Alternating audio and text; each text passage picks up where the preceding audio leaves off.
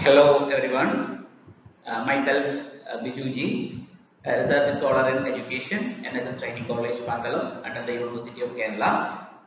Here I am presenting a thematic paper related to cross-cultural education as a part of one-day international multidisciplinary conference on recent advancements in commerce and management, innovation and entrepreneurship, science and technology, pharmacy and health, humanities and social sciences, education and environment, which is organized by Maharashtra Mahavidyalaya in the India. And the title of my paper is Cross-Cultural Education, Dimensions and Implications in the Present Scenario. And here the introduction. Here, culture and education are two interrelated and interdependent factors. A society's cultural trends influence any educational pattern. Learners develop a strong sense of self through culture, which allows them to put their newly acquired talents to good use. Students gain confidence and recognize that they can significantly impact the world through various means.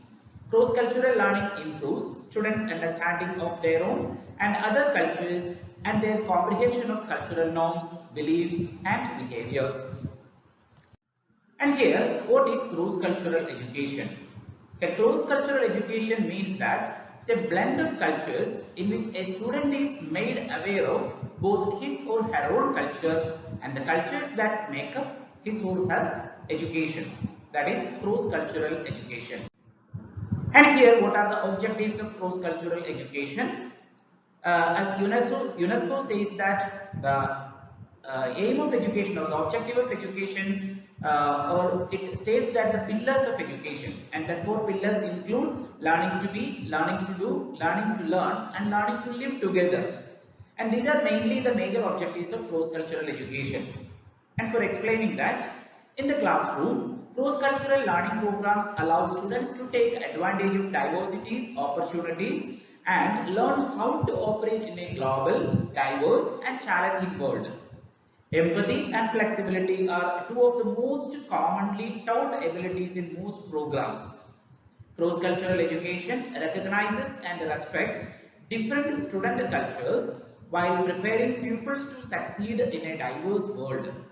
It enables the students to develop skills and a positive attitude to communicate, interact, and foster acceptance and tolerance with people from different cultures to form a moral and civic community.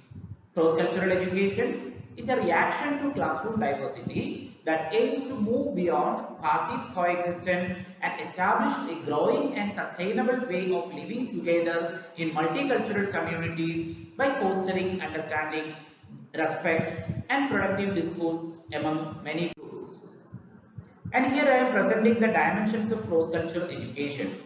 And it is having cross-cultural education is having 6 dimensions, and that dimensions are content integration, knowledge construction process, prejudice reduction, equity pedagogy, and empowering school structure, as well as an empowering social structure. These are the 6 dimensions of cross-cultural education. And here I am presenting the strategies of cross-cultural education, and the strategies include teaching and learning culture with a variety of aids, task-based activities such as role play and drama, reading literary works, cultivation of cross-cultural awareness at extracurricular time, using an interactive teaching methodology, utilization of local community resources and project works, conducting field studies as well as field visits. And there are so many strategies which have to be practiced in the classroom itself, and that strategies include get to know the students, having high academic expectations towards each student, provide more opportunities to speak English, display student cultures in class, incorporate visuals while teaching, hear students' stories, get their names right, follow multicultural curriculum, and build parent relationship. And these are the strategies to be practiced in the classroom for providing cross-cultural education. And here the benefits or implications of cross-cultural education, and that benefits include introduces a variety of culture to the children, It promotes acceptance and tolerance in the classroom, teaches multiple perspectives, encourages critical thinking, and assists in the development of an international network. And here the conclusion.